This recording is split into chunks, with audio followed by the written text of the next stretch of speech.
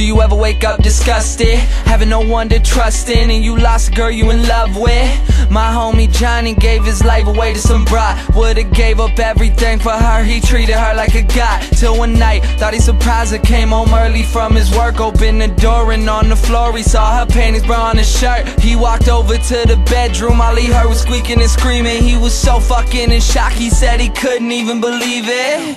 He didn't even walk in, just went home, grabbed a fifth of gin. Called me crying, said he was frightened and he wanted the pain to end. I told him chill out, I'll be there soon. But by the time that I got there, people were in the streets, there were some ambulances and cops there. I guess when I hung up the phone, Johnny picked up his 45 and put the barrel up to his dome. All he left behind was a note that said I couldn't cope. I'm sorry if you care, but I feel like my life's a joke. Up on a hill across the blue lake, that's where I had my first heartbreak. I still remember how it all changed. My mother said, don't you worry, child. See, heaven's got a plan for you. Don't you worry now.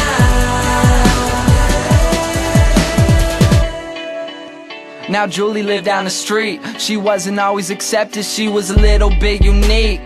She spent her whole life just trying to be cool, but she wasn't ever that popular and the other kids were cruel. When she went to school, they ignored her, acted like she wasn't there. Her mom was always at work and her father just never cared. So she spent the nights in a pillow, just drowning out all her tears in fear that she'd never be accepted by her peers. So she started smoking those cigarettes and she started popping those pills. She even cut her wrist sometimes cause she loved the way it feels. Started wearing long sleeves to cover the scars. She even got grounded for stealing her mother's car. So she snuck out and got blacked out.